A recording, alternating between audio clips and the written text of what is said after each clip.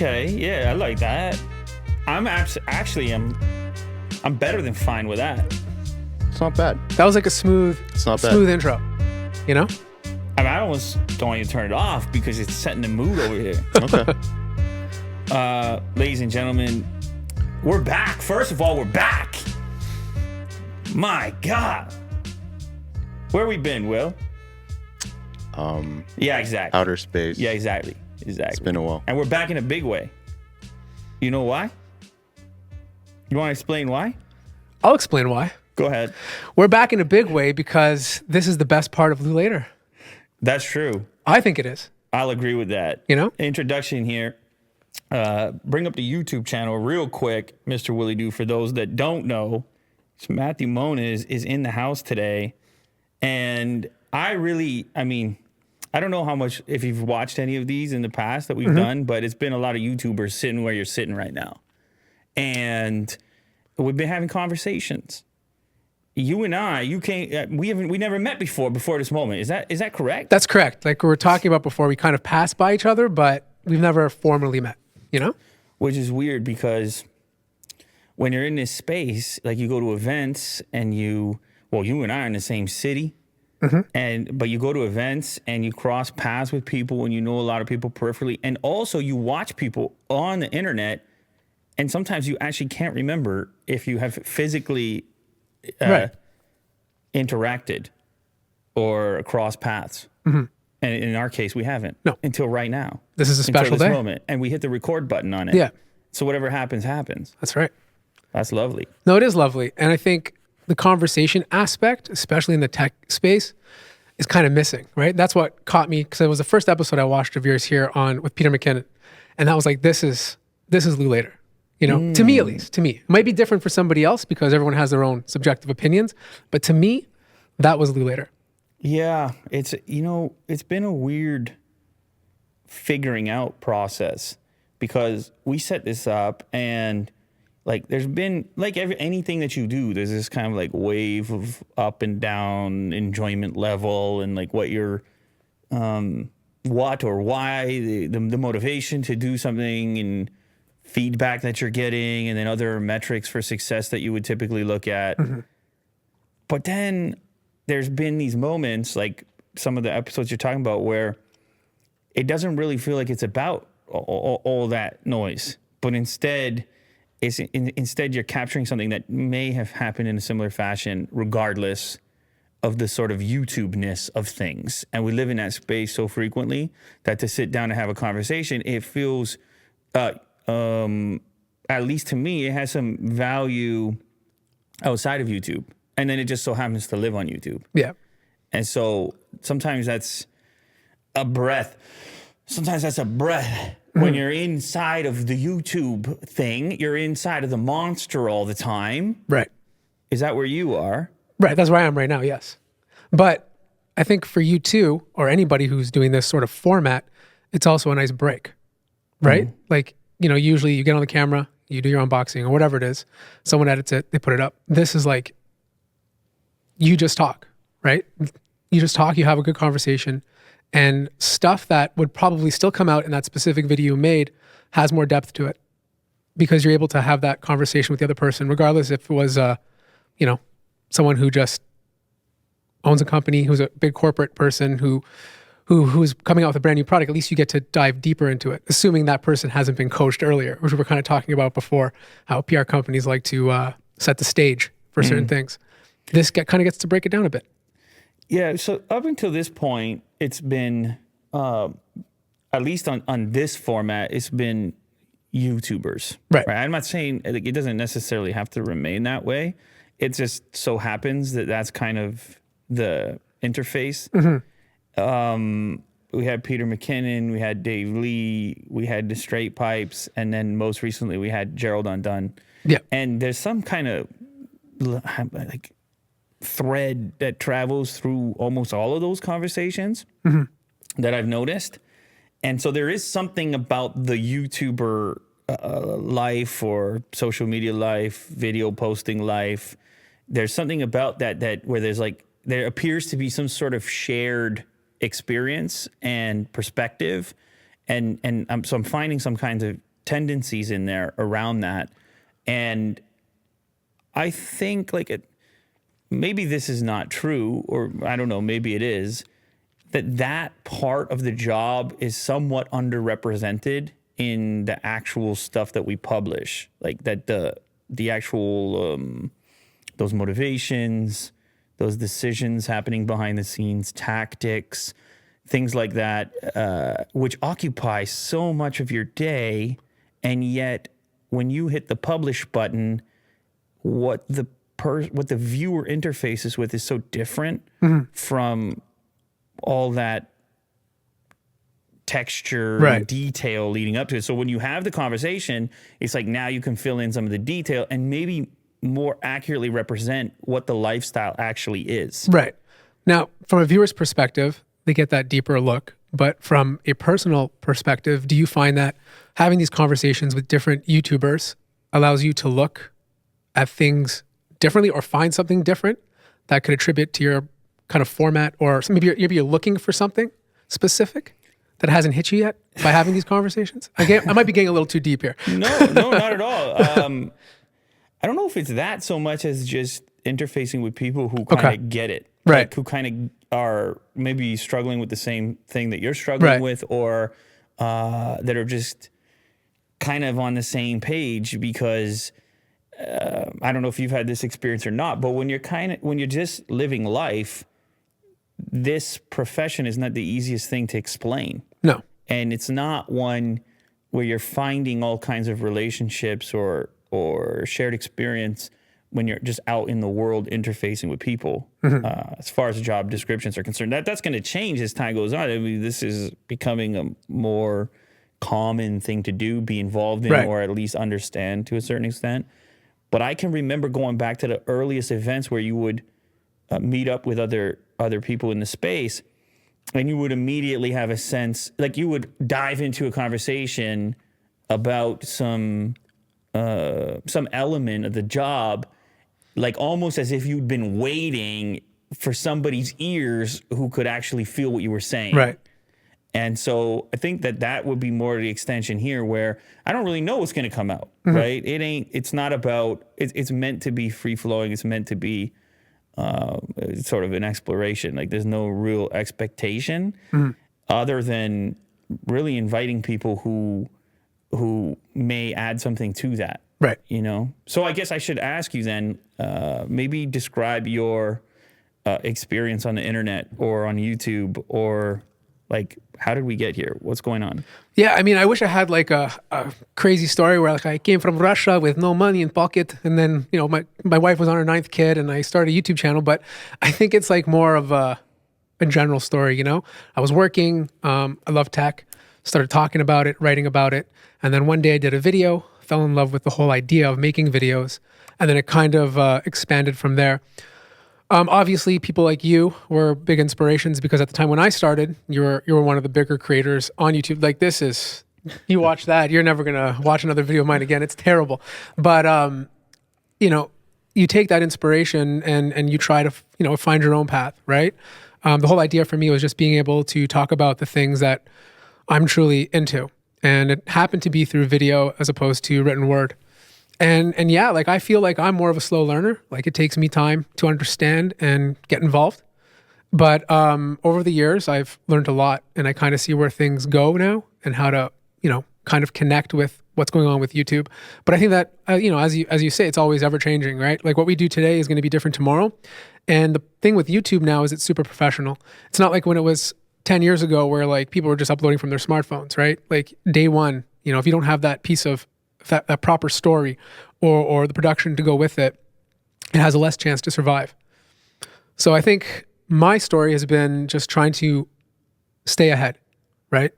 And evolve with what's coming at me in terms of like new content and technology. How would you describe your channel to people who don't know about it? Like, what are they gonna get over here?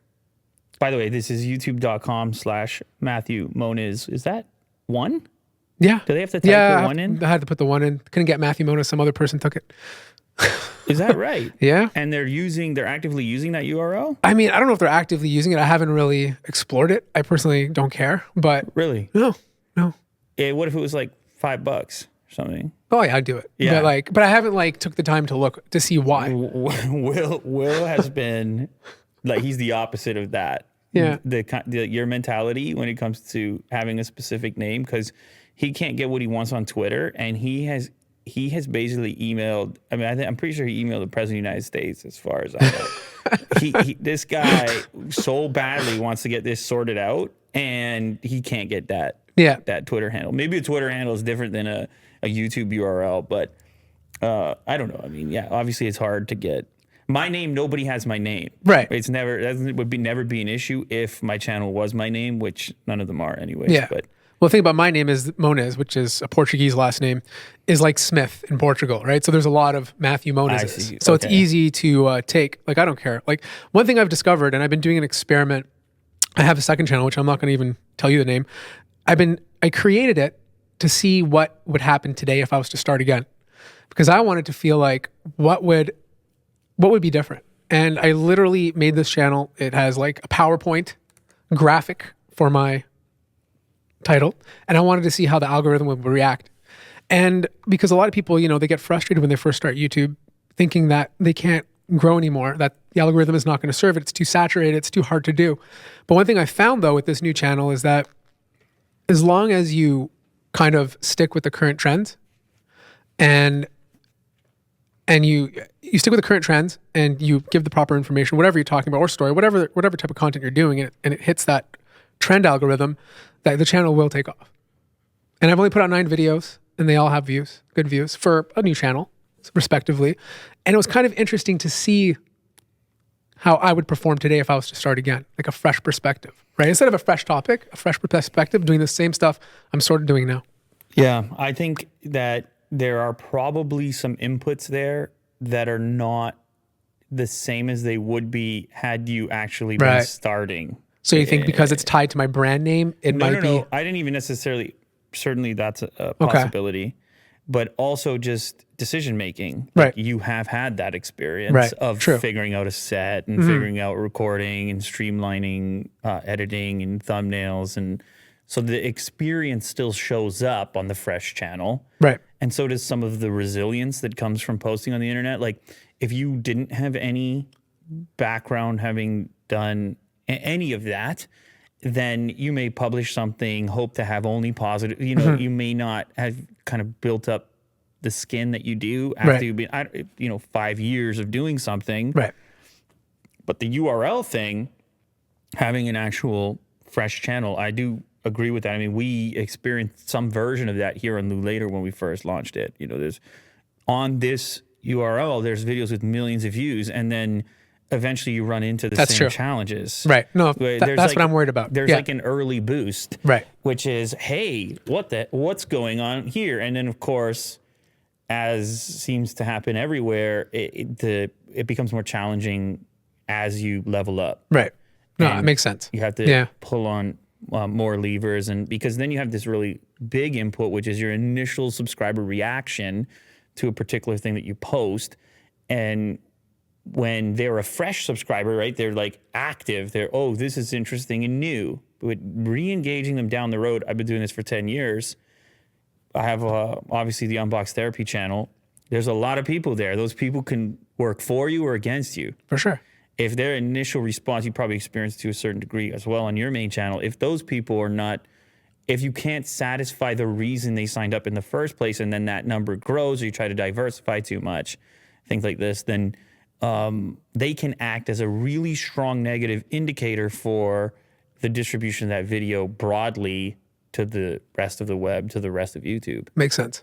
Yeah. So it's, I don't know. There seems, listen, if there was some sort of a hack, or for sure, everybody be doing some sort of a game genie, then Mr. Beast wouldn't be spending $4 million a month. That's true. On videos. That's true.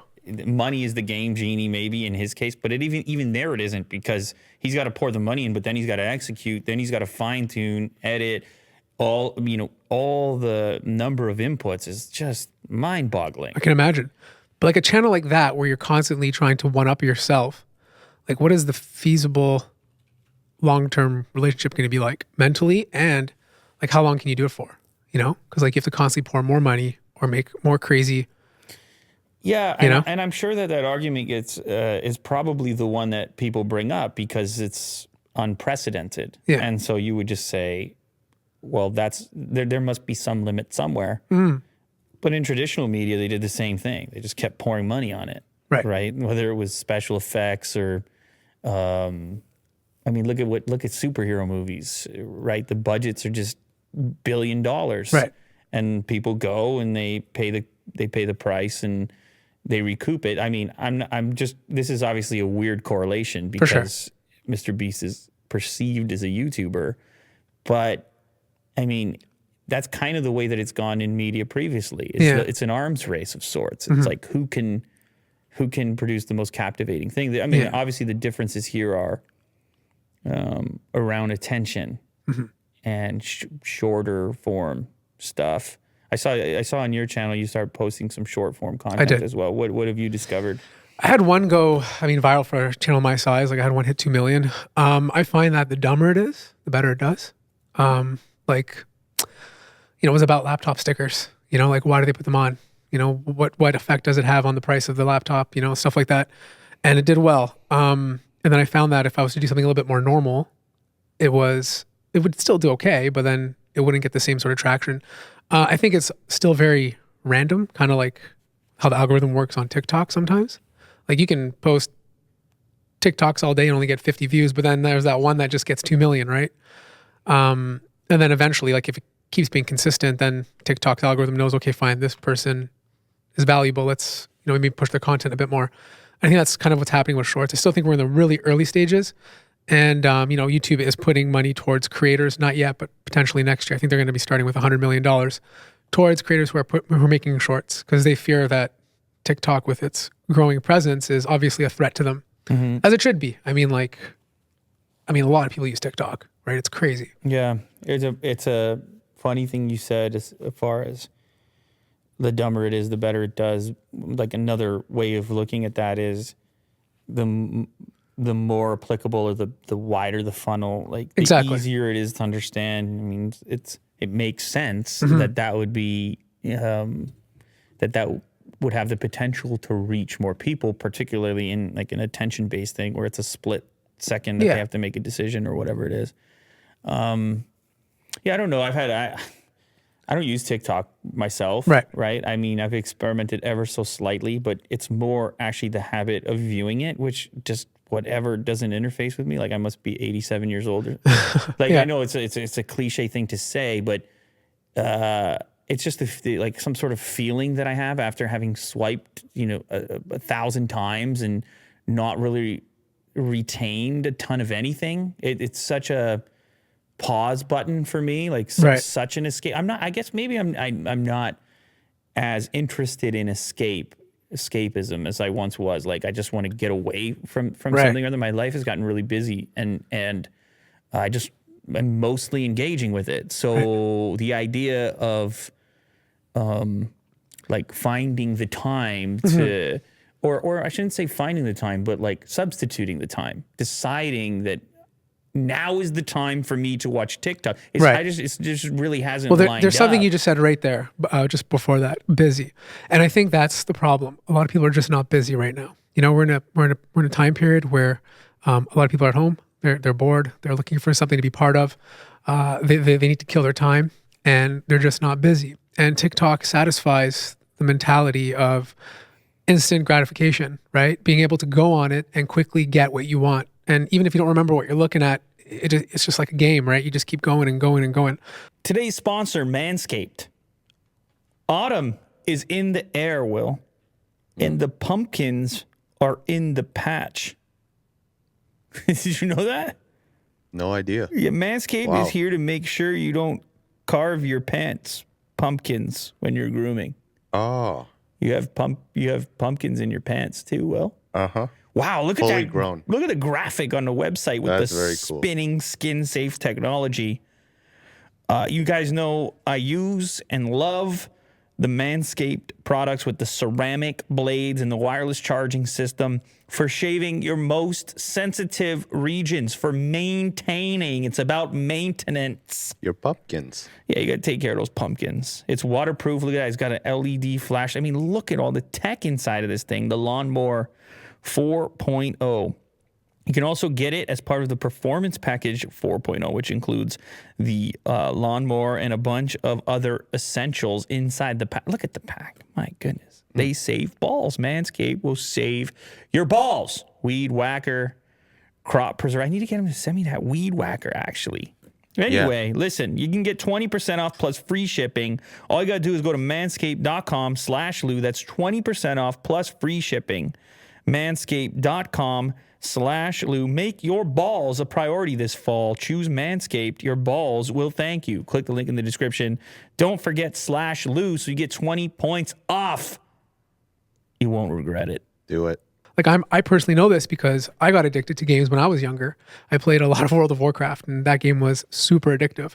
And TikTok kind of represents the like media form of that. You know, short bursts of laughing or interesting. You can, it depends on the subject, obviously, or to the person. But these quick little hits to the brain, these quick dopamine hits to the brain of a viewable experience. And I find people who are not as busy tend to fall into that a little bit easier than those who are not. So you say that you were addicted to World of Warcraft. Yes. How so? How do you know that? Because I just wanted to play it all the time. You know, like this was a long time ago. I must have been 2004, maybe even earlier than that. People would call me to go out, like, oh, I can't, not feeling well today. You know, but meanwhile, I'd be on the game playing. You know what I mean? Like, that's when I knew I was addicted. It wasn't to the point where I wouldn't leave me alone. I haven't eaten in 5 days or to the point where I need like therapy. Well, maybe I did, who knows? But it was to the point where I was giving up personal relationships rather than, to play the game, you know, rather than going out and being with friends. What do you think the appeal was? Getting the latest new piece of loot, you know, there was still a multiplayer conversational aspect to it that I enjoy. Like when I play video games, I only play multiplayer because I like communicating with other people. So there was that, you know, you have these big guilds and raids, you do it together. There was a PvP aspect, which is player versus player. So you're like planning and talking and playing together. So there's this whole sort of group or community based part of it that I think I was attracted to, right? Even though I had like a lot of friends who went to the clubs every night, you know, I don't know if you remember Money Night Club, that's where I was. Like it was a different time, right? And I still had those days. It's just there was this like one small period where I was like, wait, this is getting to me. I better stop, you know? Like I don't want to be that guy that looks back and says, hey, I played video games every day of my life and didn't do this, and this, you know? So there was a moment. It wasn't a long one, but it was enough to say that I was addicted, you know? So like what would a typical, let's say peak Warcraft addiction, right? What would be a typical amount of time spent in a given day? It'd be the whole day. Like I would wake up, you know, go to the gym, eat breakfast, come home, and then play until like late at night, right? 12, 1, you know, little breaks here and there, but like that would be a typical day. Wow. Now, obviously this wasn't every day, but it was during times that when you choose a game over going out with friends, you know there's something wrong, right? Unless you hate your friends or don't like those people, right? Well, the weird one, like the thing that I picked up on there is you kind of described friends in the game. Well, there's that too, right? So which one are friends? Right. I'm talking about like, okay, fine. I get what you're saying. There are friends online, but those are the relationships that don't last, right? Usually. I mean, some do. Like I talk to still a few of them here and there, but we're not friends. Like it's more acquaintances, right? But are they still in the game? I have no idea. No idea. Maybe. You don't ask? No, I don't want to know. I'm not addicted to the game anymore. Like I could play right now and I wouldn't feel it, you know? It just doesn't do it for me anymore. But at the time it did, right? But yeah, it was a dark moment. You know, you have those dark moments. That was a dark moment for me, for sure. It's the interesting part there is that it's presented to you as a game. Like it's presented as fun. Right. It's presented in a very lighthearted fashion. Yet, I mean, it appears to me that the most successful ones have to almost intentionally cause problems for you. Right. Well, but that's a lot of stuff now. Like even if you look at the crypto space, it's the same sort of idea. A lot of these tokenomics, as they call it. Look who's smirking over there. Yeah, keep going. Yeah. I apologize. No, I'm listening. Yes. Yeah, I was listening. You got me Even on a lot of the crypto. tokenomics on there are from game theory. You know, Yeah, like of course. I can name one crypto right now that just it takes the whole theory behind it, and it's all about game theory. You know, it's that constant idea of seeing a massive return or seeing a future return, you know, and the way they do it is a lot different than, you know, a typical stock that you invest in, right? There's the idea and hope that stock will eventually make you money. But with crypto, everyone has this idea that if you invest in it, you're going to get rich the next day. And some of these tokens out there have their own sort of game behind it, or not game behind it, but like some of that ideas behind it. Was World of Warcraft the first game to really like lean into this? Oh, absolutely. Absolutely. Because it was like a whole nother universe, really. Like Absolutely. a whole all-encompassing economy and ecosystem. And of course, almost all the popular games now have some version of that. Right. Well, I mean, World of Warcraft was the first true successful multiplayer MMORPG. That's what they call it. Multiplayer online role-playing game. And nothing like there was EverQuest and some other games before that, but they didn't have the community that World of Warcraft created. And that's why it was so successful. Like my story is a minor one compared to some of the other addiction stories that I'm sure tons of people have heard before that have hit the internet. You know, people not eating for days, people dying from not eating, like craziness, right? And that's what we're getting today with all the games we're playing. You know, like addiction, little things to keep you going. Even if just something simple like Call of Duty, you know, they want you to buy to keep playing so you can unlock a new weapon, so you can take advantage of that weapon because it might defeat someone faster, right? Mm-hmm. So it's just an ongoing problem to keep people's attention. And that's how I feel about TikTok. You know, it's cool. I think it's a great product, but I don't think it's a healthy product. You know? Are we gonna get to a point where you have disclaimers or labels Yeah. on digital products that, hey, this might be harmful to your Right. psychological. I mean, it kind of is starting a lot. My understanding is a lot of the algorithm on YouTube and elsewhere is shifting towards survey-based inputs. So I noticed that. if you've seen one, apparently they are they hold some heavy weight as to the success of a video. Way more than many might assume. Really? That if this Oh, there it is. well, no, that's a simpler version of the one that is actually asking how a piece of content made you feel. And there's like stars and stuff, right? Yeah. Yeah, I seen that. And when you think about that, you're like, damn, it's kind of right, because if people have a problem and quit the thing completely, that's the worst case scenario. They leave the casino and never come back. Yeah. You actually want people to have a healthier relationship with the thing so that they can remain longer, even in smaller doses. Right. And so you've seen some of the screen time stuff with smartphones, software, warnings, or even letting you view how your time was spent, and who knows to what degree these things will be in front of you. But it's almost like the people behind the program in this case understand that there is some sort of limitation or cutoff point at which the psychological load results in severance. Right. And therefore, that's a worse business to be in, I would assume. For sure. Eventually. Yeah, but it's also scary for the company too, because like they want your attention to be on their platform than, let's say, on YouTube's or someone else's, right? So they're going to do everything they can in their power to put in these sort of I don't know, little gears to keep you on their platform over someone else's, right? It's a business. It's a business, exactly. Right? Absolutely, it's a business, and it's often. I mean, I feel this way in my own business. It's often this short versus long thing. Like, are your decisions? Are they the long-term ones, or are they for the immediate gain? And often, in order to do one, you have to sacrifice the other. Of course. And so I think YouTube is in fairly healthy position. At least the economics of it seem that way compared to other platforms. And this is the problem with the view criteria. Right. That the view is the thing that you're looking for. Right. And of course, that's like, it's not equivalent, No. right? Your view counts on something you hated, it counts on something you loved, it counts on something that made you feel better about yourself or inspired you, and it counts on something that made you feel terrible. Right. It counts. So it's, as a metric, it's kind of misleading. For sure. And I think that's why, YouTube will focus on the watch time instead. Like how much did you watch that video?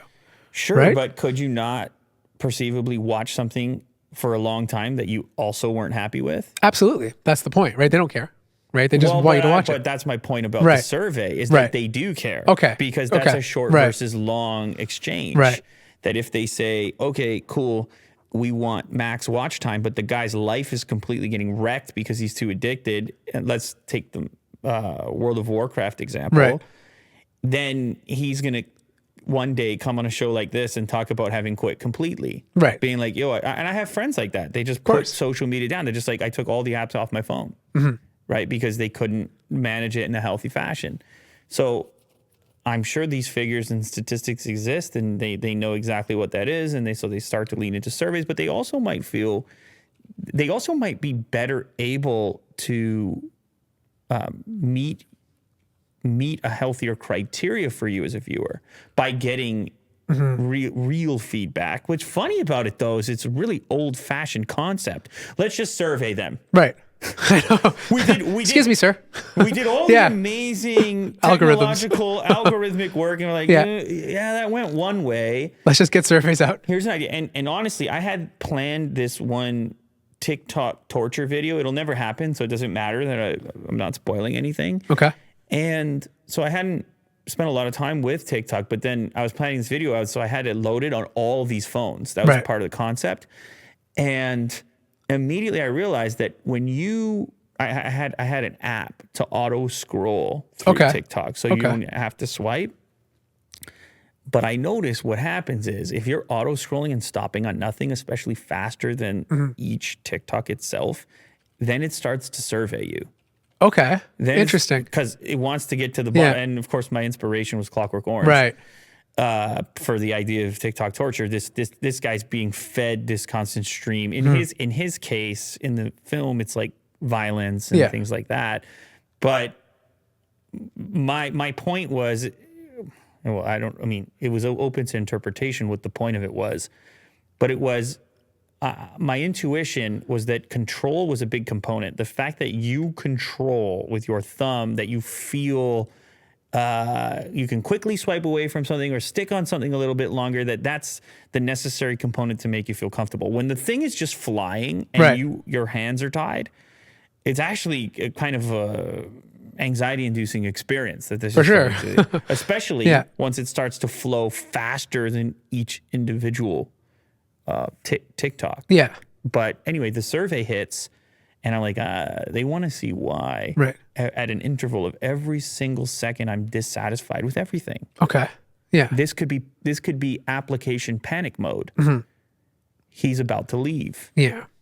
Let's find out how he feels. Let's at least extract some information about the user experience because we can learn from it. Well, there's two problems I have with surveys. First and foremost, if you're busy, who has the time to even look at a survey? Like I get surveys all the time. You probably do too, from random stuff, regardless of whether it's YouTube or not. I feel like the type of people who fill out surveys, I don't know, are just probably in a different space than people who are busy, right? Like they're maybe bored at work, they have something to do, they're going to fill it out. But I feel like most people, like me, I'm not going to fill out a survey. Why should I give you my time to benefit you? Like that doesn't make any sense, right? Like why should I waste my day or 10, 15 minutes of my time filling out a survey? The other problem with surveys, if they're looking for a more positive interaction, is they're creating assuming they're going to use this data for a positive outcome, they're creating a space where it kind of silences others who want to have a discussion, but people who watch that video don't agree with that discussion because they might watch that walking away and feel like, well, you know what? I didn't like what this guy had to say. I'm going to put it low, even though whatever he was saying might be true or hold a good theory behind whatever was being talked about. They might walk away, say it's no good. YouTube might take that information and then suppress those videos, which is not good for us or people who have to have a discussion over any topic, especially the more important ones besides, technology or whatever it is, the more cultural conversations. Yeah, but I think the algorithm would achieve the same outcome. Right. You think so? Mm-hmm. Well, right, because maybe in a different way, but the stuff that ends up surfacing, I mean, if you hit the trending page or you see what's being suggested to you, is often going to meet the criteria for most widely applicable, similar to the way that you discussed shorts originally. Right. Widely appealing stuff, music videos, so forth. Controversial topics, maybe to a certain extent, but I don't know how exactly this survey information is being used. Right. That's the whole problem, right? We don't, and we never will. But my best guess would be that it would be attempting to take survey information from an individual from a certain demographic with a similar viewing history to another individual, and therefore influence the other individuals. Like me and Will have our own theories around how it is that he can watch a video and put some watch time into a video, and then it's on my suggestions. Right. That's interesting. Immediately after. Like this happened before you arrived. Yeah. Because our habits are so similar, and you could be logged into either account. And do you think it has something to do with based on an IP, since you guys are all routed through the same IP? Sure. Could be some element there. But then other guys get different suggestions. Okay. That might, yeah. But I guess the point that I'm trying to get at is, even if you're not the type to fill out a survey, there is somebody who is close enough to you who takes the moment, and lines up enough with a viewership history to then determine, and of course when you scale it, to then determine based on his information who you actually are. Right. That's the thing about big data. You get enough data, you don't have to guess. That's true. So I don't know. I think we're going to see a lot more of it. And I think it's going to continue to play a pretty big role on YouTube, at least in the short term, because the watch time hack that was even before watch time hack, I remember when my channel grew massively around the time that Casey was also growing. Right. There was a daily active user hack. It was just like you're uploading so much that there was a huge preference associated with that. I don't think there's any way around sentiment right now. People... tangible value, and they say, okay, I like that, and I've been experiencing all kinds of things on the main channel that seem to be pointing that direction for me, and then I'm talking to people actually at YouTube who seem to be indicating the same thing to me. And I'm not going on the record with any of that, but we are in some other type of phase right now where the whole process seems to be a little bit more sophisticated and actually surprisingly slightly less algorithmic. I guess it's still algorithmic, but requiring less uploads. What do you mean by that? Well, I found, like what you were saying before, you had to upload. You were uploading every day or more consistently, and you said the algorithm was favoring you, right? At the time. Like there was like a hack, you said, right? Like I don't know if that's a fair thing to call it. I think there was probably just a content drought. Right, but I've heard that before. Like I don't think it was only you were saying that. Like there was people actually saying if you were to upload more, the algorithm favors it. And there was a whole big controversy about how it's bad for your mental health, and YouTube doesn't do that. And then all of a sudden things seem to change a bit, because I know people who go away now and come back, and as long as the video they're putting out is relevant to the audience they currently have or ties into a specific trend that's happening at the moment, their video will still get pushed. The only time that I find that it's a downfall is you can be uploading every day, but if you start putting out videos that your audience are not interested in, then you need to like kind of kick that and start pushing more content that they are interested in to get back where you were before. That I find. Yeah, it's hard for me to think about it in absolute terms, right? Because there's obviously so many different approaches. There's so many different approaches. It's hard on YouTube and subject matter that's being covered. Like we did clips, for example, on this on this show, and you would often have a clip outperform the whole episode, right? And yet the clips channel was getting a dozen uploads from one show. Yeah. So there were 12 choices, but like one of the 12 outperformed the main video on the main channel, which had a larger number of viewers and way more watch time. Of course, yeah. So you're seeing this saying, oh, damn, like there's I think probably watch percentage is playing a bigger role, Yeah. maybe than it was as compared to overall watch time in the past. Right. Like the Gerald Undone episode that we did, the watch time is like some astronomical amount. It only has 50,000 views, but I was looking at the watch time; it has like 40 minutes or something. I'm Right. like, imagine that the average for every person who clicked off of it after 1 minute. Yeah. Imagine the number that had to make it 2 hours. That's true. Yeah. So it's But do you? I mean, I it's think that almost also like going backwards. It is.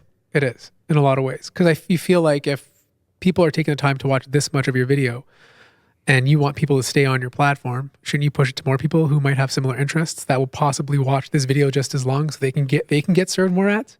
You know what I mean? You think that would be like the winning route, but it seems like it's now a combination of a lot of things. A lot of things. A lot of things. And there's no, I can't I used to be able to pinpoint something, you know? Like obviously a lot of people feel putting your face in the thumbnail makes a big difference, which is probably true, right? Because, psychologically you're more likely to click on a face than you are an object. But I think it depends on the person's audience. Like if your audience is consistently, watching 60% of your video and they see that person's name pop up, they're still going to click on it regardless of whether your face is on it or not. Maybe it helps out in the beginning. Like it's so, I think it just depends on the period you're in when you're first starting YouTube or how far you are into YouTube. Yeah, I've noticed the depreciation of the CTR metric in the last little while. Right. You can have a very high CTR and lack impressions because of dissatisfaction, whatever those inputs happen to be. Right. The ones that we see, the ones that we don't. Could be retention, people left the video quickly. Could be some other input. My gut is that it's bad surveys, or at least some portion of it is bad surveys. I mean, think about it if it were like a restaurant. Right. And how important of a role reviews play in the selection of which restaurant you're going to go to. Like how many people just pop open, whether it's Google or Yelp or whatever, and they look at the previous experiences that people had at a restaurant before deciding if they're going to go themselves. Right. I mean, it would make sense. It's critical. Yeah, of course. So the people are reviewing every video they watch, or at least enough people are reviewing every The video reviewers they are watch. being reviewed. Exactly. Yeah. Yeah. It makes sense. I mean, like YouTube wants to make sure that these, the ads are being pushed on the channels that people appreciate and or gravitate towards the most. And they want them to be the quality channels. They're no longer this just video platform where people just upload anything they want and one does well and one does the other. They have advertisers, right? They want these advertisers to be satisfied on the channels that are going to produce this best sort of watch time and average duration. I think there's, like you said, there's just so many different variables now. Kind of freaky. It is freaky. Kind of freaky, like the level of precision. Yep. And the idea that, because we already do the dance. Right. We do the dance. Just got to do it faster. We wind it up, and we already do the dance. But you imagine when the granular data rolls, and all of a sudden the specificity, is that a word? Yep, it's a word. Of the dance you're doing, that you are constantly micro-tuning the way in which you interact in order to meet the criteria of the customer. Yep. It's like, let's go back to the restaurant analogy. So like maybe you had an impression of what a good slice of pizza was, and you believed it to be true, and it was just your own preference. But then customers started to come and say, I've had a better slice of pizza. It no longer matters what you perceive as being the right slice of pizza. I mean, in the restaurant case, you could deal with having fewer customers, I suppose. Right. But ultimately, if you want to play in this game, you better figure out and make whatever pizza they ask you for. Mm-hmm. There's something terrifying about that. It is, because then you start changing the way, not the way you review something, but you start changing the way you think about reviewing something. Not reviewing something, sorry. Let me say that correctly. You start changing the way you produce that video, right? Like maybe I need to incorporate this so I satisfy that micro variable that YouTube is looking for. Maybe I need to make sure that the thumbnail has this, so I satisfy that variable. All of a sudden, you are not so different from everybody else in a lot of ways, except for your personality. Like, Well, then the question, the ultimate question is, what is good pizza? exactly. Yeah. What is good pizza? I don't know. Yeah. I You don't know? know. They said they said it didn't have tomato sauce. Right. So my whole life I thought tomato sauce was good, but now I'm getting all these inputs telling me tomato sauce is not good. Right. And now I'm questioning whether tomato sauce should have ever been there to begin with. Maybe it's pineapple on pizza. Well, that's definitely a controversial topic. If you Yeah. want to get people fired right up, I actually don't care. Put whatever you want. On Yeah, your no, pizza. for sure. I'm joking, but like, it's true. It's, you know, like I try not to think about it too much because like I just don't want to waste too much time on it. I just want to focus on doing what I do, but you have to. You know, part of you has to take the time and think about the future of what you're doing. Well, Like, if you short versus long, if you want to keep doing exactly. If you want to keep doing it, right? And I think it's those who have learned and know how to adapt are obviously the ones who are going to succeed. You know, and there's some who've been doing the same thing since day one and have done well. And I think there were those people who were able to grab that sort of audience first, you know, and they're just so far ahead that it's kind of harder to play that catch up game. But I think for like people my size and just starting out, it's a lot of dancing. You got to get your dancing shoes, you know? But even you, like you said, like you're, I think you notice like a bad video for you might be, let's say 1 million, right? A good video for you might be 3 million. To 1 million for a lot of people is amazing, but it's not, maybe mentally for you, it doesn't show progression. Maybe you're just like, okay, what did I do wrong here? You know, only got 1 million views. Did I do this wrong? Did I do that? Did I not dance like this? You know? It's anyone who publishes anything. Exactly. Yeah. Exactly. I mean, to Mr. Beast, like anything under 30 million Yeah, is a fail. Right. It's because we're just playing World of Warcraft. There you go. It all comes back to World of Warcraft. We're playing World of Warcraft on the internet. It's true. This has been gamified too, right? Yeah, of course. Yeah, I just mean, like everything else. actually, funny enough, I think it's probably one of the major reasons people get attracted to For it. sure. The game of Absolutely. the publish button. You know? That's our swipe. That's our TikTok. Exactly. Imagine, We're think addicts. about early Lou, when he first started making videos, when you first saw one of your videos take off, how did that make you feel mentally? You know, probably made you feel like you were excited, you know, like you're probably happy. You probably felt like on top of the world. Today, it might not feel the same because you've grown to know how this works. But that first little hit, you know, that must have felt amazing. What motivates you? I think what motivates me is knowing that I have a community that likes to kind of talk and I think for me personally, I'm very community focused. You know, a lot of people, they just throw their videos on and they walk away, right? I have a Discord server, you know, I've gotten together with some of them. We play games together. I think for me, it's that community aspect that we were originally talking about in World of Warcraft, you know, having that community that shares some of the same sort of interests that I do. So that's what keeps me going. And as long as I have that community and I see progression, regardless of how fast or slow it is, as long as I can make it work, that's what keeps me going. As soon as I find that the community no longer wants to participate and be part of this journey, then that will probably turn me off. Which is kind of gamified too in some ways, if you think about it. Is there any project that is kind of like on your list of things that you want to do that you haven't done yet? I do have some ideas, which I'll probably be introducing early next year that I plan to do. I'm not ready to talk about it yet, but it's something I've been wanting to do for a very long time because I feel like in the space, it's not being done, right? I mean, you know, some people do it, but it's not at the level that I want to do it at. So there's that I want to do. I also find that I'm in like a position where if I go out of my niche, like I've done a lot of experimental videos, like I've done comedy ones, I've done random videos doing, you know, different things. And if I don't stick to a certain subject, it just doesn't perform, right?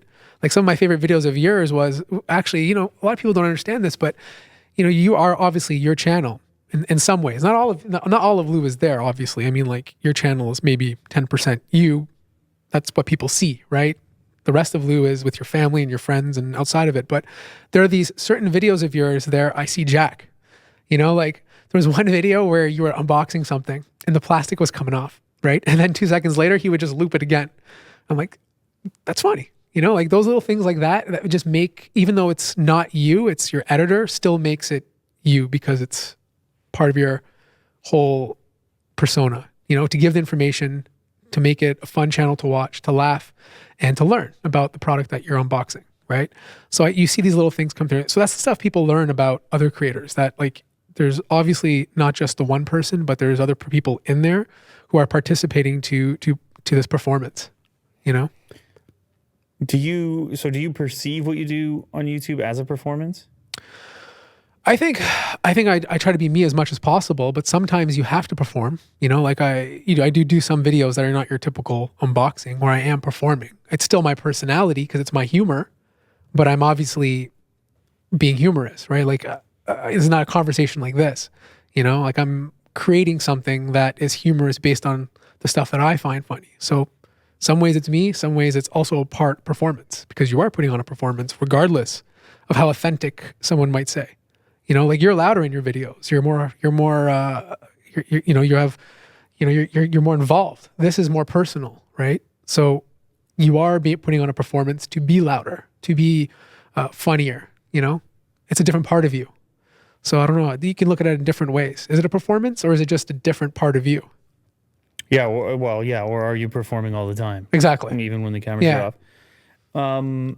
You brought something up about editors. Mm-hmm. Are you working with editors? Do you work on your own? Do you edit your own videos, or is there anybody else in your studio? There was you might have met him. I think you actually did. He did the whole D brand. You remember when the grip case came out? He did the whole Ferrari. There was a Ferrari ad. Lamborghini, Ferrari, whatever.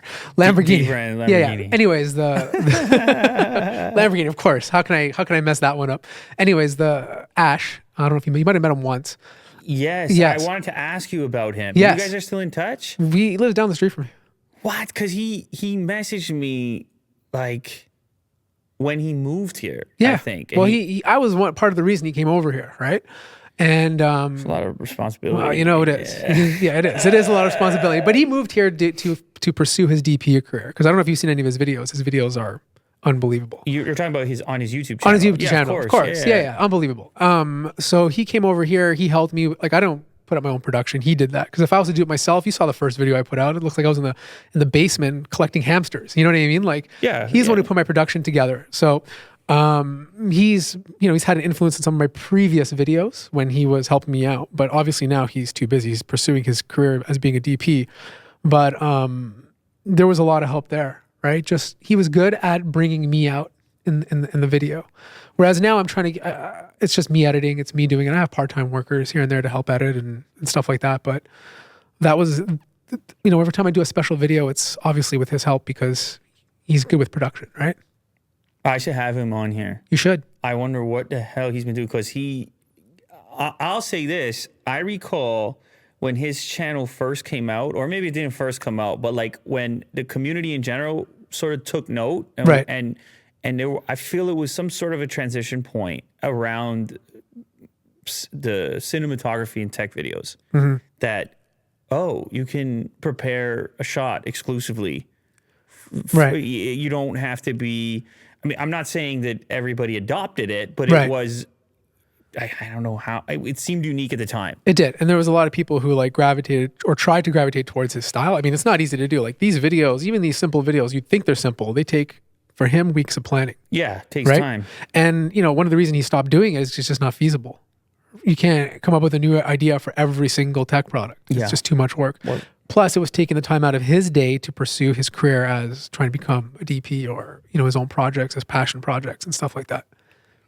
Yeah, it's it's one of those examples where you see, like I'll be cruising through YouTube and I'll happen upon a video that with like, I can tell a tremendous amount of production went into it. Right.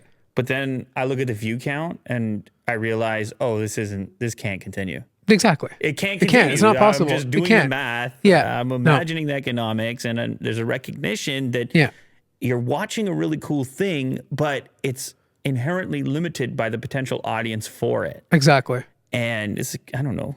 I don't get too depressed about it, but sometimes some of my favorite stuff I bump into is not from these mass production assembly line channels that course. find a Right. format and like my own, Right. and where this, I don't know, it's just the novelty wears off with it, right? It's just here we go again, Yeah. here we go again, here we go again.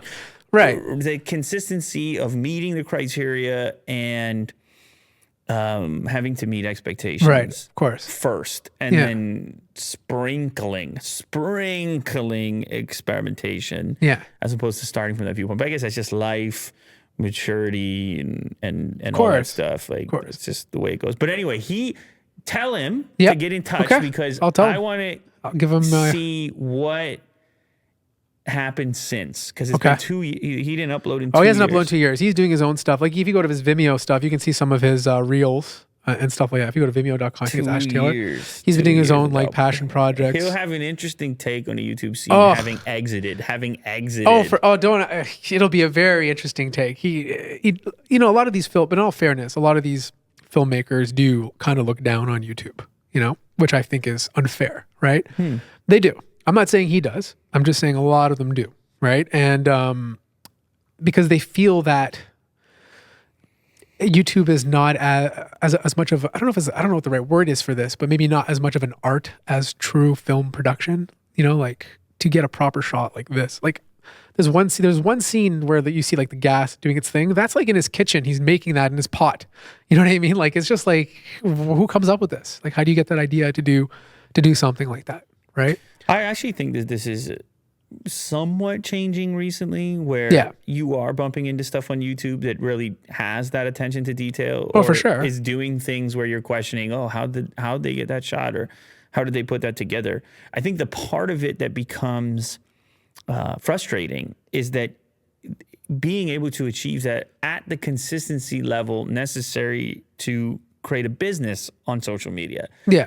Right? That's the part of it that where the math doesn't work. Yeah. Well, that's why you got to go pay money to see a movie, Of course. because they got to figure out some other form of monetization Yeah. to support that amount of time. Right. Right? If you were to go, imagine you were to take 1 year off of YouTube. I'm going to take 1 year to make one video. Okay. And it's going to be an hour long, like a movie, let's say. You're going to post it. It's going to get roughly the same number of views. Right, for sure. There's no extra. You know Yeah, what I mean? yeah. You had to charge people $10 to come see Right. it, to compensate For your time. for also for the opportunity cost Right. to not having posted for the previous year. Of So course. it's like the medium isn't super supportive. I've brought this up on this show before, but I don't know if you saw the Bo Burnham thing on Netflix. Bo Burnham, no. Okay, so he was previously a YouTuber and then put together this special for Netflix. Okay. Which is kind of that. Like, I'm going to take a year off and see what I come up with. Well, Right. within the economics of Netflix, sure, do it. Of course. We'll pay you this Yeah. much money. Of course. Go do it. If Netflix approached you and said, we want you to take a year and spend it on one hour piece of content, and we'll pay you more than you would have made over the year doing exactly what you're doing right now, what would that project be? Well, that's the question. I don't know, right? Like I'd have to have that project in mind, right? It'd need to be something that I personally want to pursue and be passionate about. Like it needs to be. No. You have to decide right now. I have to decide right now. Yeah. Oh man, I'm Netflix. on Netflix. Actually, Will's Netflix. Will's Netflix. That's Will even is- worse. Look at him. That's like the Iron Fist. He makes all the decisions over there. Oh man, What's your project, man? I don't know. I have to think about it. They're going to pay you 10x. Well, You got to do it. What are you going to explore?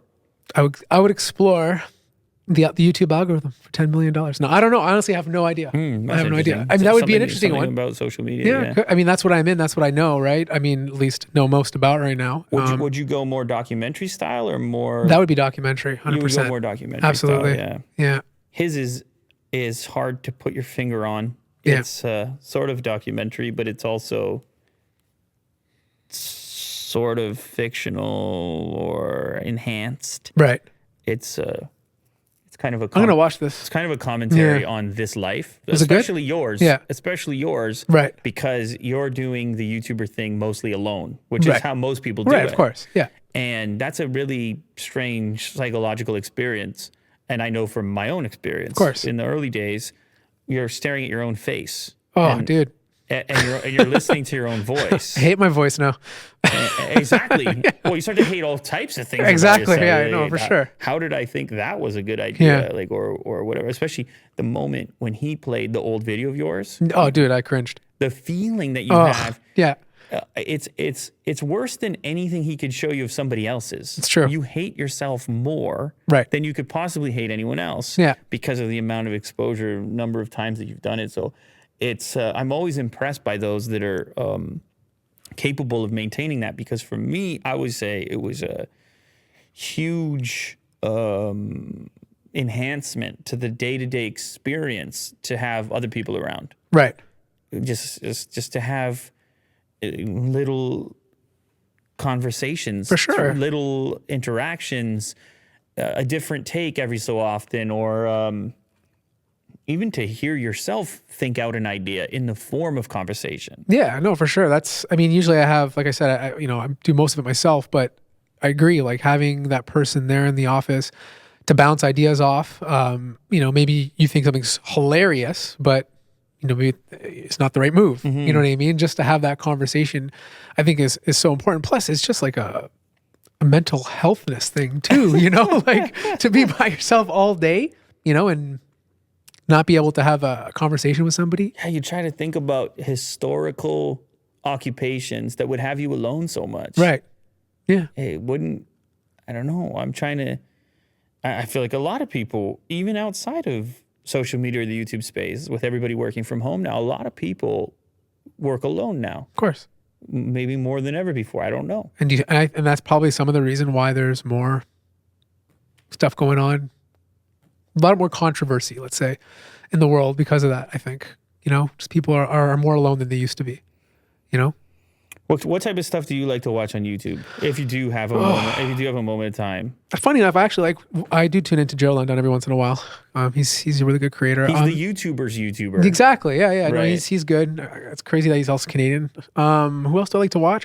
I don't watch a lot of tech channels anymore unless it's something very specific that, I want to know about and I don't have access to, so I'll jump into like a Linus video or something. But actually YouTube, I don't really watch too many other creators. I'm mostly on like, if I'm watching something, it'll be on, Netflix or Apple TV or whatever it is, Disney, whatever it is. But yeah, there's, I used to watch Casey Neistat. I watched like the videos that's from you that stick out to me are your special ones, like there was one where you were like around this circle table and it was like different aspects of you talking to yourself. I don't know if you remember it. Yeah. That was a good one. Those are the ones I like to watch of yours the most, just because I'm in the same space. So like, I know what it feels like to unbox that product already. You know what I mean? So it's harder for me to get excited to watch it. Right. But those ones where you take the time to like do something different, I think those ones are your best. Obviously, as they're probably the most fun to you. Or the one you did recently with the Fold and Willie. Oh yeah. Yeah. That was great. There's a lot of hidden stuff under it that I think, people need to realize. I wasn't searching for compliments, by the way. No, I mean, absolutely not. But I mean, I'm not trying to big you up or anything, but I meant more in general. I think actually it's a common thing that you're describing because you spend so much time on YouTube, you actually watch less of it. That's a really weird. Yeah, and if you talk to most creators, I feel like they do the same thing. I mean, what do you watch when you're on YouTube? Well, the odd thing about that though is that would be where you were doing all of your research, right? Because it's where you're publishing. It's kind of strange that you're not. It's almost like watching it has to be.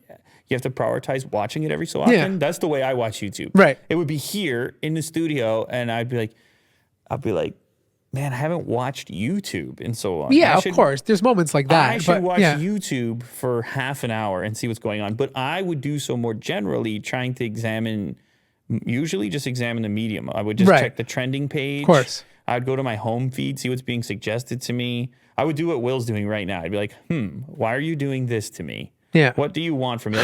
Like that video right there with the no in the. I watched that. Okay. You see, so that worked. I was like, okay, here we have a statement in the and what the reason I'm interested in is not the subject matter, but instead the finesse. I want to examine the finesse. Yeah. Can you fix climate change is the title of the video. But that no to me is like makes me want to watch it. Just the two letters no. I don't know why. That's It stands out. It stands out. But look at the Yeah. star. Look Yeah. at the star. Yeah, No, exactly. It's no with a star, Right. which Yeah. is actually what the video's about. It's no, you can't, but find out Yeah.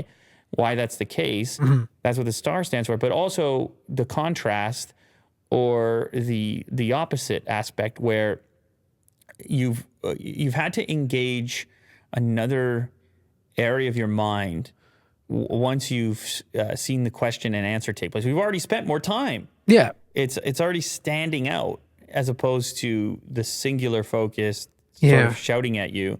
You've now engaged the thinking part of your head. Did you watch it and did you get a survey and were you satisfied? I did not get a survey. Part of me Yeah. thinks that when you have YouTube Premium, you get fewer surveys. Maybe. They don't want to burden Yeah. you with it. I don't recall. And often if I see the survey, the quick survey, so you said, who has time to fill out a survey? Yeah. I think what they're going to do Yeah. at some point is make it so easy Yeah. that you're not even going to really care about doing Right. it. It would be programmed in so well. Or imagine this, they'll just do the survey or watch an ad and everyone will do the survey. Of course. Just like they do on mobile That's apps. right. Yeah. But I mean, in all fairness, when I say surveys, I mean the longer ones. I mean, when they pop these what's up on the screen, they're literally just star yes or no, right? They Yeah. make it so They make it so easy simple. that Yeah. most people will participate. Yeah. And they, of course, pitch it in such a fashion that Right. YouTube's going to work better for you if you do Yeah. it, that you're going to Yeah. see more suggestions that are actually relevant to you. Yeah. Here we go. Let's see. It's interesting, though, this is not the right one. It's interesting the things that they went with as far as these are when you're doing ads, Right. as far as the way that it made you feel. Right. So you would have the option between satisfying or satisfied, and you would have the option for entertained. You would have the option for funny. You would have the option for scared. It would be really emotional stuff. And then there would be a star rating to go with that. So it's very tied into the human emotional side of things. I think there is one for informative. Okay. Anyway, I'm sure they have 1,000 versions of this thing. So there is some benefit to being informative or to instructive.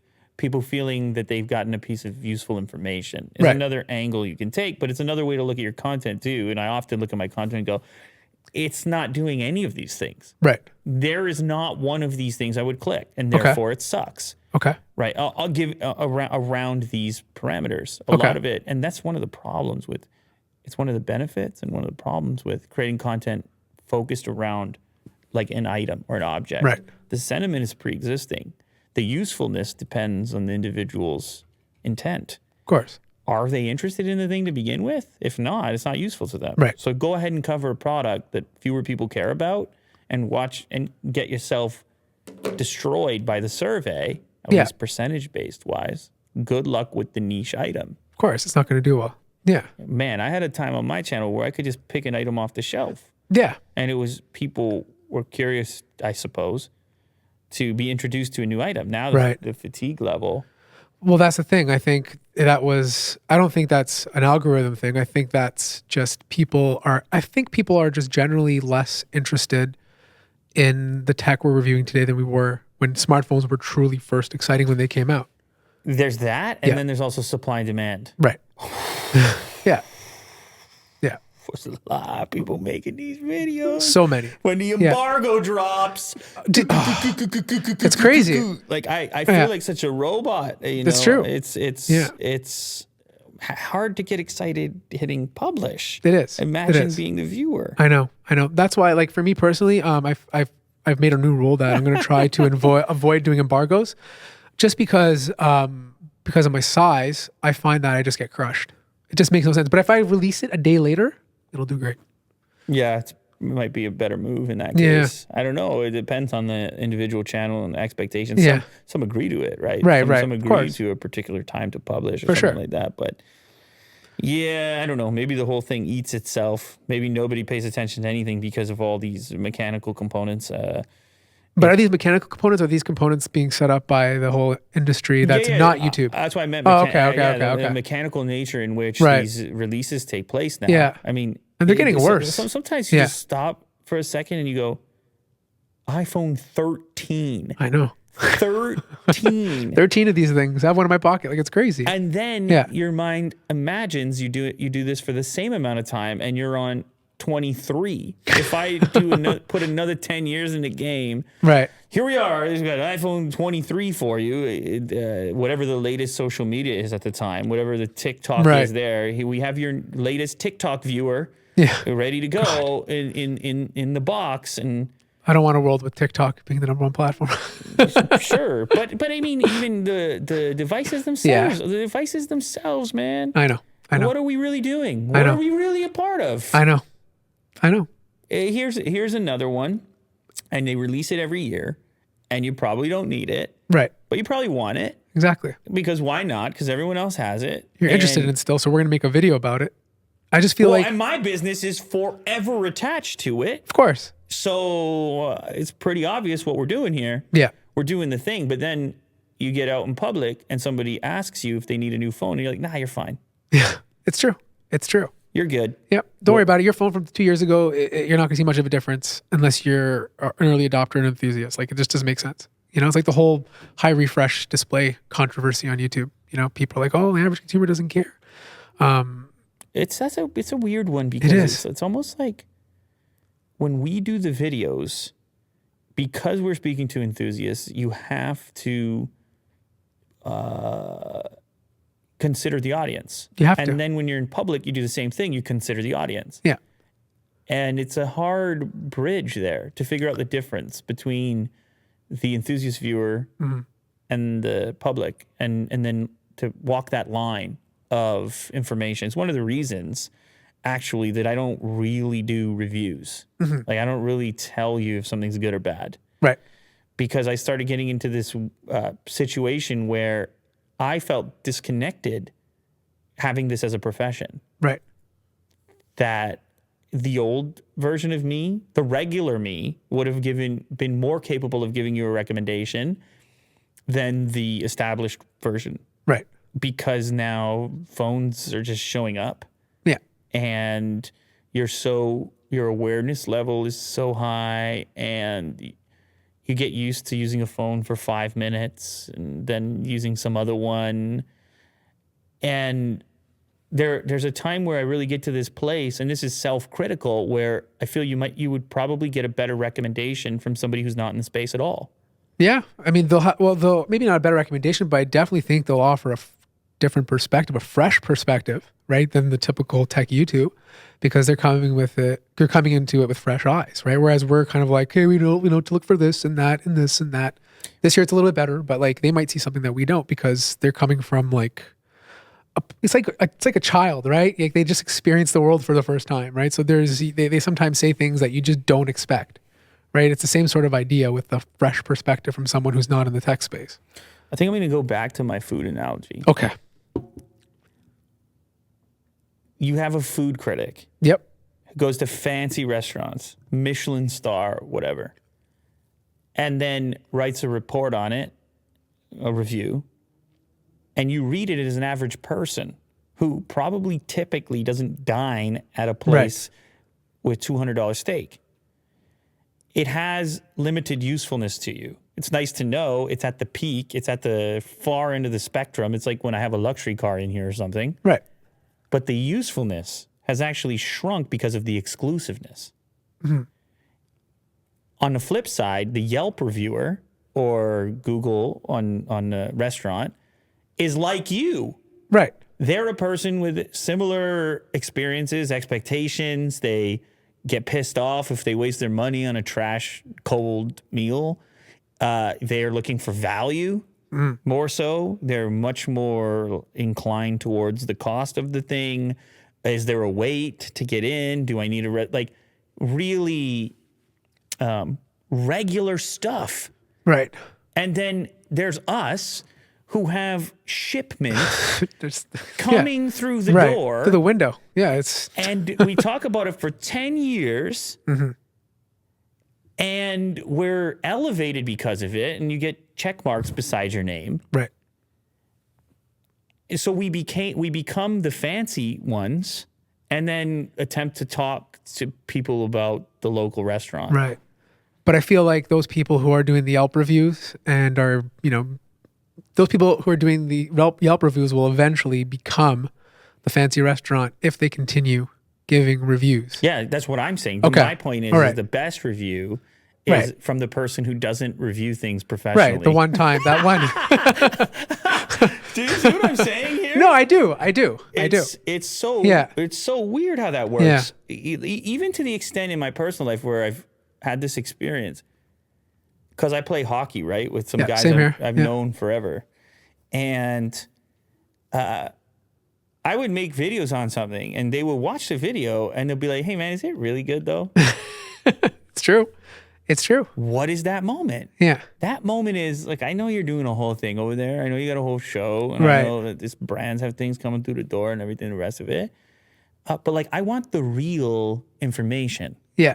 Do I buy it or not, Lou? Please give me the real information. And that's how you know something's broken. Right. People who trust you in real life Right. are saying, can I have some real life? Yeah. Because social media has grown to an extent where for the average person, looking at someone who does it professionally feels so disconnected from their movement through life. Yeah. I don't know. It's just something I'm thinking about. I'm not But I'm not fully fleshed out on it Right. here. But I started to feel guilty about, like, of course I have tremendous history of telling people not to buy things, of course. especially when the market was looking for reasons not to buy things. Right. If you look at the success of the don't buy stuff, it's not me creating it. No. It's people wanting it. Right. They are so being told so many directions that they need the thing. Right. They can take someone's telling me I don't need it. Yeah. But I also feel like the don't buy stuff is very, it's kind of feeds into tribalism, because you have a group of people who prefer one style of product and the other people who don't, and then they want to watch those don't buy videos so that they can feel like they made the right Absolutely. choice of the opposite product they purchased. Absolutely. So there's those two aspects of it as well. Also, so they don't need to feel excluded for Right. not having the money for Right. a $1,000 phone every year. Exactly. That's true. Yeah. That's for a sure. pretty nasty feeling. It is a nasty feeling. When 27 tech channels come out Right. with this, what do I have right now? I got 18 different iPhones over there. Every Okay. single variation and Yeah. color. They look like candy sitting on a table. Of course. And they're being flashed and brandished around, and you feel resentful. I don't blame you. Of course. How can you not? And so what? Do you deserve less representation than those that are all gung-ho like cheerleaders? Right. I don't know. Mm-hmm. I mean, I just stopped doing it altogether because I realized that there's guilt associated with the entire conversation, either feeding into the fact that the person needs a brand new thing every 5 seconds, or feeding into the alternative, which is that they should be mad at the people who feel Right. that they do. And so then it was just, okay, I'm presenting the thing. Here is the item. Here's what it looks like. Here's the experience of getting it. Here's what the specs look like. And, Right. and I don't know you well enough, and you don't know me well enough for us to go down the path of me determining whether this is the Right. right thing for you. And the only way to do that is with those personal conversations you have with people in real life, unfortunately. A two-way interface. Yeah, exactly. But I'm going to play devil's advocate for a second. I mean, Please do. I mean, okay, so you say that the only way to, I mean, people feel resentful because you're flashing the latest and greatest, and you're saying it has this spec and it's better than that spec. But you could also say that if you didn't have access to this stuff, how are you or anyone else supposed to make an accurate description or review of the latest product if they don't have experience with all the other ones? Like, how is the average user supposed to know that the jump from the iPhone 11, based on his personal experience, because he might not have it, to the 13 or whatever the phone is worth upgrading unless you had access to all these devices or all these pieces of products?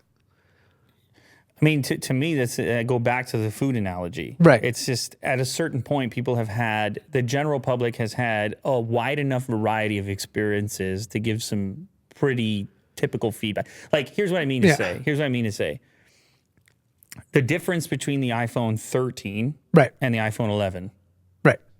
Now, how many people do you know that, or let's go to iPhone 10. Let's go all the way back to iPhone 10. So how many generations is that? 10, 11, 3 or 4. 12, 13, whatever, Yeah. Pro variants and so forth. there's a lot of people that somewhere in their social graph has a person with experience somewhere along that chain, and Right. can actually probably put together a conversation of individuals who have some variety or variance of that as well. I think the difference between devices is less significant than like right now there's such parity across smartphones. Absolutely. It's so Yeah. hard to buy a bad Yeah, no, smartphone it's- yeah. that actually the bigger discrepancy is how much money somebody wants to spend. Right. That's the range when I'm in a social group. Somebody be, I want a phone for $200. Someone else is going to spend $2,000 on this one. Yeah. That is way more important in a person's decision than whether they get a Samsung or an iPhone. In my opinion. Oh, for sure. It's always about the budget, right? It's always about the budget. And that's the hardest part to grapple with. Right. Because the prestigious stuff or the expensive stuff, or particularly the Apple stuff, Yeah. is always going to draw the bigger crowd. Right. Of course. Better to look at. Of course. Go try talking about some budget thing and Yeah. actually helping people. No. And watch it crash because it's not aspirational. Right. Yeah. So again, I think when we started, there was that. You could Right. actually bump into a trash product. And then That's you the could, thing, you yeah. could be really useful and tell people to avoid it. Yeah. And now, I mean, you mentioned tribalism, like you go and do some don't buy thing. Even if you believed it to be true, you are playing into something that is such a slim gradient. It's Of just course. not that big of a difference. No. To the extent that you wish that more people knew that. Right. I really wish that would be my main takeaway, having access to everything. Right. I've had access to everything, and let me tell you, this would be me talking to the public. I've had access to everything, and let me tell you, you really can't go wrong, and you really don't need to be watching these videos. Right. You do not need to be watching my videos. If you Right. get something else out of it or whatever, or it helps you pass the time or it makes you feel calm or whatever, then sure. But when it comes to me telling you what you need, you probably already know before you got there. Right. It's true. And which is why you're so prepared to defend that position. Of course. And it's not the videos or the people that helped you get there. It's probably more towards personal experiences. I mean, if you jump on the Apple website and pre-order the iPhone 13 Pro at $1,000, it's not your first iPhone. No. No. You're an enthusiast. You're an enthusiast. But you've had so many iPhones Right. that your experience is just as good It's as going to be the mine. same. But like, yeah, no, I agree. It's but, better. It's better actually. Right. Because you exclusively use that phone Right. for Exactly. the whole year. Well, that's one reason why I don't carry an Android phone as my main device anymore. And this sounds really stupid, but this is my personal reason. I love Android. I used to only use Android devices, but I know I can only use one iPhone a year. I know it's like a small thing, but there's only one iPhone that comes out every single year. So the thing is, when you have access to all the latest, like you're using the Z Fold 3, right? Yeah. Okay. So what were you using before that? iPhone 12. Wait. iPhone 12 Pro? Will, help me out here. You see the Okay. problem? The problem iPhone 12 is you were Pro. using so many different phones that you're having a tough time remembering. Absolutely. Right. For me, if I stick to one device, then I don't have that issue. So like, yes, technically I'm still in the whole, I'm in the space where I get these devices thrown at too, but I know that I'm not taking my main SIM out of my main device until a new iPhone comes out. Wouldn't you be worried that your exposure to the alternative products, like kind of like you referenced earlier, Yeah.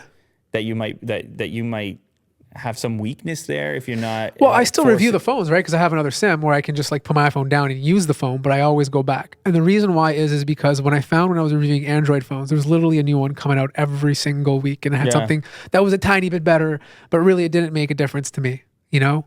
And I was constantly setting up the phone. And I know. when you set up the phone, it takes your time, and then you got to use it, and then you got to do it again, and then you just start losing your mind. So I was like, I had enough. So I just stick to one phone, and then I review the other phone and put it aside. How crazy that is? It though? is. These are first world problems. No, but it's crazy. It's crazy Yeah. in the sense that, for the record, I don't think you're alone. I've had a Yeah. lot of people sit on that couch from this space, For sure. and they do exactly the same Yeah. thing. But yet, the way it's presented on a channel is with some level of equivalency. Yeah. That you're treating everything fairly. Right. That you're Absolutely. that you're looking at everything equivalently. That you would that everything's an option. You don't come into a video, and neither do I, and at the very beginning of it say, my SIM card's not going in here. I'll never use this. I Right. don't want to set this thing up. Yeah. Imagine that video. Of course. People won't take you seriously. But there's also a lot of people who specifically say they only use one style of phone, but yet use another phone in the background. I don't care. I'll say it straight up. Like, I use an iPhone and I review Android phones, and it is what it is. If you don't like it, then don't watch my videos, right? Yeah. But I just think you just have to find some sort of system for yourself so you don't mentally go crazy. I've also stopped reviewing significantly less Android phones. I can't review every single phone that comes out of China. There's just too many, right? It's just crazy. I try to stick to the ones that I find interesting. The ones that, like the Z Fold, the Z Flip, like those are interesting to me, right? Whether I'd use it or not, I want to review it. Those are interesting. But like, this phone from this company who just came out of this, shop over here and there, it's like, is there something interesting about it that it's going to make me want to review it? And I think every reviewer gets to that point too, who has to make these sort of decisions on whether they're going to do the same thing. And it also comes down to what we're talking about before. Is the audience going to watch a phone that is the same as the other phone, but is the same price and looks the same too, right? Is it going to give you the views, and is there an interest for it? So it's like a circle. Oh yeah. I mean, we're constantly doing that math. Yeah. And nowhere in there does the conversation take place that happens in the parking lot after hockey, Right. where they look at you and say, hey man, I know you do this for a living. Can I get some advice? Yeah. Which is, I think, the feeling, or at least maybe once upon a time, was the closer to the YouTube formula. Right. It was pretty simple. Yeah. It was trying to emulate that was true authenticity. the YouTube. It was it was way closer to that conversation. Now we're calculating so much, and we've got so much baggage and so many experiences that it becomes really, well, I would say mechanically impossible to achieve the thing because of your own progression in the space and your new relationship with that reality. Right. Which is a whole different world. Of course. And so if you were to say, like, I'll get comments, what happened to this channel? Why is he not excited? Why is there not, like, this type of thing, with no analysis from the viewer or whoever it is who leaves that comment. By the way, I totally understand. Of course. It's not a criticism against the comment. The comment is fair.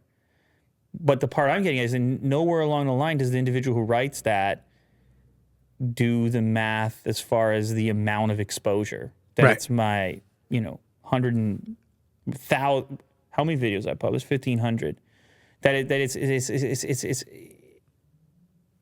the behind the scenes exposure to the thing that, of course, excitement level is going to change. Right.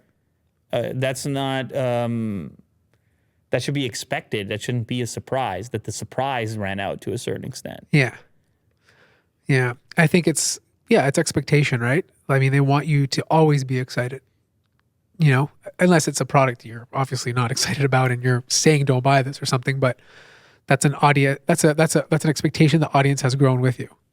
Yeah. Through the beginning. And that's why I like to represent the backstory. I like to represent the background because I feel it provides a more accurate picture as to what this process does. And it's not complaining, by the way. It's Right. me wanting to be accurate. yeah. If somebody is to watch this video right now, I want them to know what it's like to be here, so then they can watch the videos with that pair of sunglasses, with that pair of course. lenses, and say, okay, I know why he's talking about it the way he's talking about it, because I now have a little bit more texture around the day-to-day with the thing. Right. And that just makes me feel more comfortable. It makes me feel more responsible. Yeah. But I think it's all, and that's why this style of format is so important, I think. Like, to be able to do this. Otherwise, that wouldn't- part of it wouldn't be out It there. wouldn't exist. It wouldn't exist. And it would exist in the background, maybe, maybe not me and you, but maybe with another creator that personally. But there wouldn't be all of these conversations built up as a backlog for these users to go through and experience through, because it just wouldn't exist, And I think I think people want to see the backstory or at least some of them, or most, actually, I think a lot of them want to see the backstory just as much as the, full production. Here's my unboxing video, Lou, or Matt, or whoever it is, right? They want to see that because you may not have like a community you chat with or whatever, but it still builds a community around you, and it makes it, even though they don't know me or you, there's still more of a personal connection that would never have existed if this style didn't happen. Do you know what I mean? For sure. Yeah. Yeah. Part of me is already doing the next math, knowing that most people won't see it. Right. The thing that we're talking about right now. Right. Well, maybe. But maybe. I feel better with it out there than not. Anyway. Yeah. No, I agree. And like I said, it breaks things up. It gives you a chance to do something you not necessarily normally do, and at least you feel good about it. I don't know if you do, but maybe you feel good about this style of conversation. Oh, it just feels more honest. Exactly. It feels more honest. That's all I would say. I mean, I'm not. It's not about.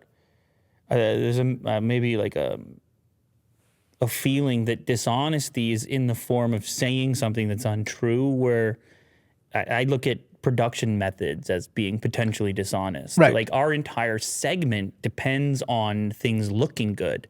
That we're not going to make something look unintentionally ugly. What if it's got a bunch of fingerprints on it, right. or like what is this aesthetic around the thing? Why are we trying to make it look so nice? Right.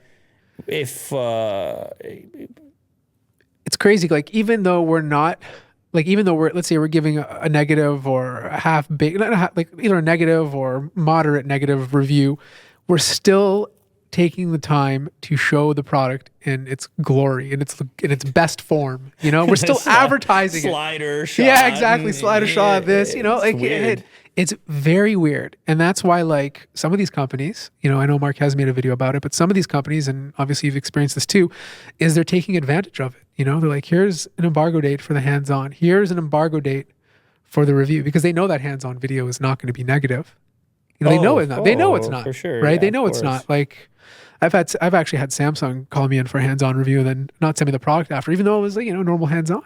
I bought the product myself and reviewed it, but like these are the things that companies are getting aware of, and they're taking advantage of. And even though we do it because it's content for us, it's going to get us views, and it's just, again, it's a never-ending battle between us and and ultimately at the end of the day, the entire ecosystem, our existence depends on the release of these things. Right. Depends on the sale. For sure. Depends on the sale of these things. No matter what you say, if this marketplace isn't profitable, if the whole thing isn't working, neither are we. Right. So we're selling regardless. Oh, for sure. There's no way about it. Even if you're a brand new person, bought it yourself, you're still selling. Yeah. We're good. Good? Thanks, man. No problem. That was quick. How long did that go for? Was I supposed to take it off?